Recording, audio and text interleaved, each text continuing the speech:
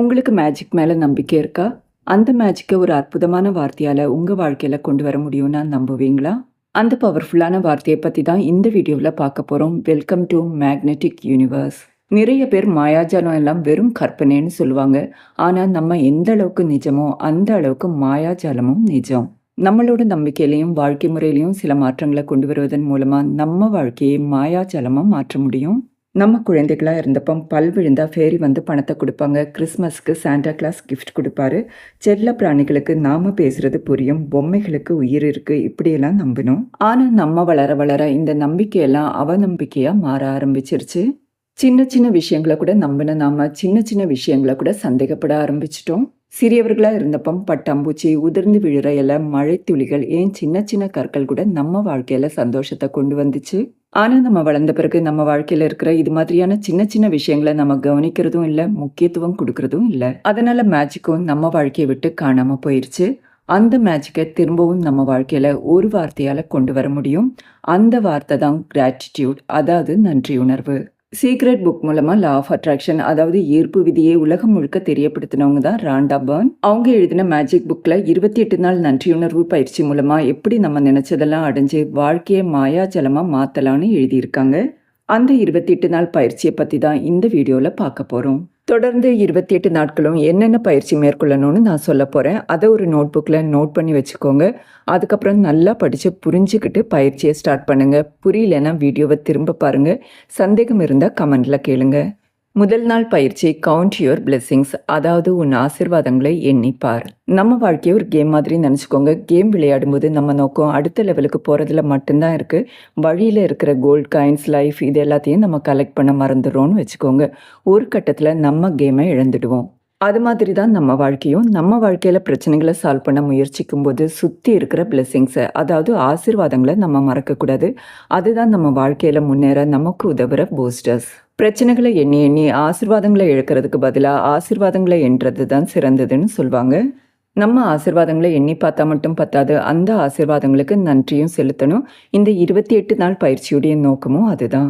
So முதல் நாள் பயிற்சியின் போது நீங்கள் நன்றி சொல்ல வேண்டிய மிக முக்கியமான 10 விஷயங்களை ஒரு நோட் புக்கில் எழுதிக்கோங்க. எழுதும்போது தெளிவாக எழுதுங்க. உதாரணத்துக்கு, எனக்கு 1 lakh சேலரியில் எனக்கு பிடித்தமான வேலை தந்ததற்காக நன்றி பிரபஞ்சமே.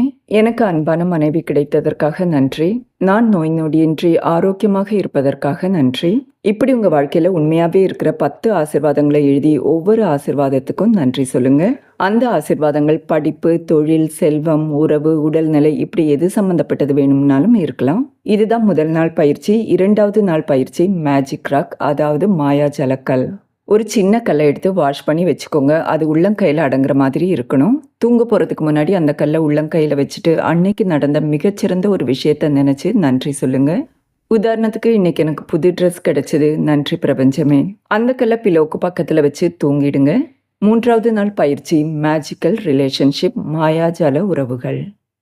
நீங்கள் நன்றி சொல்ல நினைக்கிற 3 பேரை செலக்ட் பண்ணிக்கோங்க. அது உங்கள் குருவாக இருக்கலாம், உறவுகளாக இருக்கலாம், ஃப்ரெண்ட்ஸாக கூட இருக்கலாம்.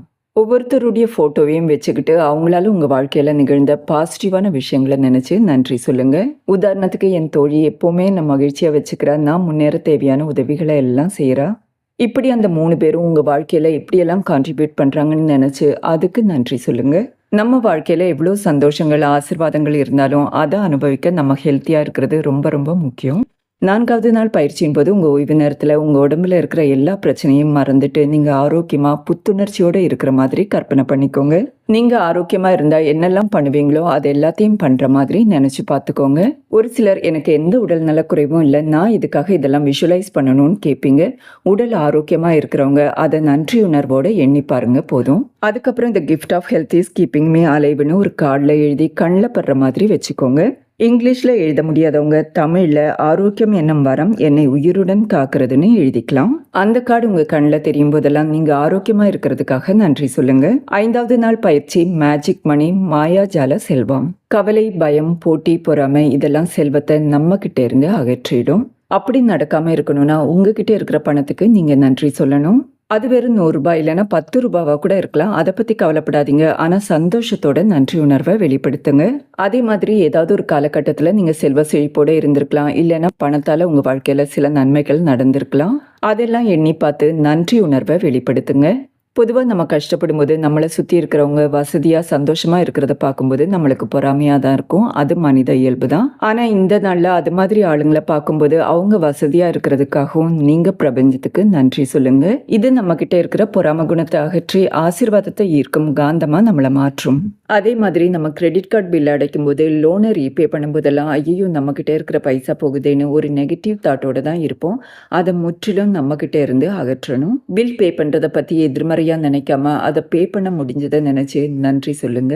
6வது நாள் பயிற்சி ஒர்க்ஸ் லைக் மேஜிக் வேலையில் மாயாஜாலம். நீங்க பார்க்குற வேலை எப்பேர்ப்பட்ட வேலையா வேணும்னாலும் இருக்கலாம். அது உங்களுக்கு பிடிச்ச வேலையாவும் இருக்கலாம், பிடிக்காத வேலையாவும் இருக்கலாம். ஆனா அந்த வேலை கிடைச்சதுக்காக நன்றி சொல்லுங்க. அந்த வேலையில கிடைக்கிற அனுபவங்கள் தான் உங்களுக்கு பிடிச்ச ட்ரீம் ஜாப உங்ககிட்ட கொண்டு வந்து சேர்க்க போகுது. நம்ம வேலை பார்க்குற இடத்துல எப்பவுமே நமக்கு பிடிச்ச மாதிரியான சூழ்நிலை இருக்கணுங்கிற அவசியம் கிடையாது. அப்படி நமக்கு பிடிக்காத சூழ்நிலை நிலவும் போது முழு மனதோட நம்மளால அந்த வேலையில ஈடுபட முடியாது.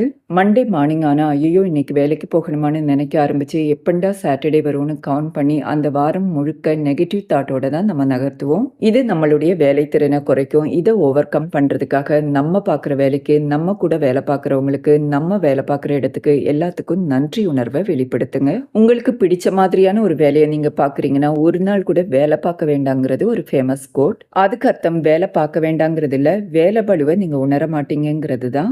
ஸோ நீங்க பார்க்குற வேலை எதுவா இருந்தாலும் அந்த வேலையை நேசிக்க ஆரம்பிங்க. அந்த அன்பு உங்க ட்ரீம் ஜாபை உங்ககிட்ட கொண்டு வந்து சேர்க்கும். 7வது நாள் பயிற்சி magical way out of negativity, அதாவது எதிர்மறை சூழலிலும் மாயாஜாலம். நம்மளை சுற்றி நிறைய பிரச்சனைகள் இருக்கும்போது நன்றியுணர்வோடு இருக்கிறது ரொம்ப கஷ்டம். ஏன்னா எப்போவுமே நெகட்டிவாக தான் ஃபீல் பண்ணிட்டு இருப்போம். ஆனால் அந்த எதிர்மறை சூழலுக்கும் நம்ம நன்றி சொல்லணும். ஏன்னா அந்த நன்றி தான் எதிர்மறை சூழலை நேர்மறை சூழலாக மாற்றப்போகுது. உதாரணத்துக்கு இப்போ உடல்நல குறைவா இருக்குன்னு வச்சுக்கோங்க. இந்த உடல்நல குறைவின் மூலமா என் உடல் நலத்துல அதிக கவனம் செலுத்த செய்த பிரபஞ்சத்துக்கு நன்றின்னு சொல்லுங்க.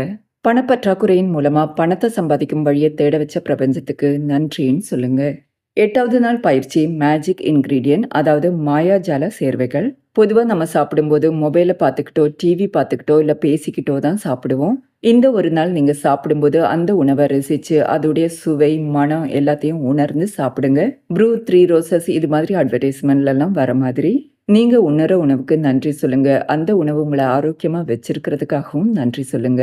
9வது நாள் பயிற்சி மணி மேக்னெட், பணத்தை ஈர்க்கும் காந்தம். ஒரு துண்டு பேப்பரை எடுத்துக்கோங்க. அதில் thank you for all the money I have receive throughout my லைஃப்னு எழுதிக்கோங்க. தமிழில் எனக்கு வாழ்க்கை முழுக்க கிடைச்ச பணத்துக்காக நன்றின்னு எழுதலாம். 10வது நாள் பயிற்சி magic dust for every one, அதாவது அனைவருக்கும் மாயாஜால துகள்கள். இந்த நாளில் காலையில் நீங்கள் எழுந்ததுலேருந்து இரவு தூங்க போகிற வரைக்கும் நீங்கள் சந்திக்கிற ஒவ்வொருத்தர் மேலேயும் மேஜிக் துகள்களை தூவுற மாதிரி கற்பனை பண்ணிக்கோங்க. அப்படி மேஜிக் துகள்களை தூவும் போது அவங்க உங்கள் வாழ்க்கையில் எவ்வளோ முக்கியம்னு எண்ணி பார்த்து நன்றி செலுத்துங்க. இந்த நன்றி உணர்வும் உங்கள் உறவை மேம்படுத்த உங்களுக்கு உதவும். 11வது நாள் பயிற்சி மேஜிக் மார்னிங், அதாவது மாயாஜால காலை பொழுது. பொதுவாக நம்ம காலையில் எழுந்திருக்கும் போது அன்னைக்கு என்னென்ன பிரச்சனைகளை ஃபேஸ் பண்ண வேண்டியிருக்கும்னு நினைப்போம். அதனால பொதுவாக நம்ம எண்ணங்கள் நெகட்டிவ் தாட்ஸாகவே இருக்கும். அதை ஓவர் கம் பண்ணுறதுக்காக 11வது நாள் காலையில் எழுந்ததுமே அந்த நாளுக்காக புத்துணர்வோடு நன்றி சொல்லுங்க. அதுக்கப்புறம் பெட்டை விட்டு எழுந்ததும் நன்றி சொல்லுங்க. மார்னிங் ரொட்டீனை முடிச்சதும் நன்றி சொல்லுங்க. பிரேக்ஃபாஸ்ட் சாப்பிட்டு முடிச்சதும் நன்றி சொல்லுங்க. ஆஃபீஸ் ரீச் ஆனதும் நன்றி சொல்லுங்க. மதிய உணவு சாப்பிடும்போது நன்றி சொல்லுங்க. திரும்ப வீட்டுக்கு வந்ததும் நன்றி சொல்லுங்க. இரவு உணவு சாப்பிடும்போது நன்றி சொல்லுங்க. நைட்டு தூங்க போகும்போது நன்றி சொல்லுங்க. இப்படி நாள் முழுக்க நன்றி உணர்வில் செலவிடுங்க. இப்படி நாள் முழுக்க நன்றி உணர்வோடு இருக்கிறதால உங்ககிட்ட பாசிட்டிவ் எனர்ஜி பெருகும்.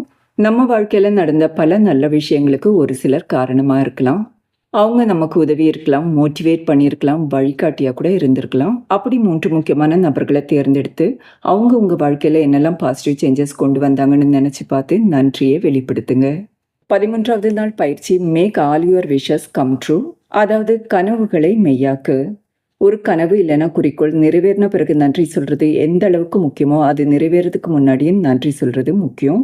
உங்கள் வாழ்க்கையில் இருக்கிற மிக முக்கியமான 10 லட்சியங்கள் இல்லைன்னா ஆசைகளை ஒரு பேப்பரில் எழுதிக்கோங்க. அதில் இருக்கிற ஒவ்வொரு லட்சியமாக படித்து பார்த்துட்டு நன்றி பிரபஞ்சமே, நன்றி பிரபஞ்சமே, நன்றி பிரபஞ்சமேன்னு 3 முறை சொல்லுங்கள். உதாரணத்துக்கு என்னை நீட் என்ட்ரன்ஸ் எக்ஸாம் பாஸ் பண்ண வச்சதுக்காக நன்றி பிரபஞ்சமே, நன்றி பிரபஞ்சமே, நன்றி பிரபஞ்சமே. இப்படி உங்கள் ஆசைகள் எதுவோ அது நிறைவேறி விட்டதா நினச்சி உணர்வு பூர்வமாக நன்றி சொல்லுங்க.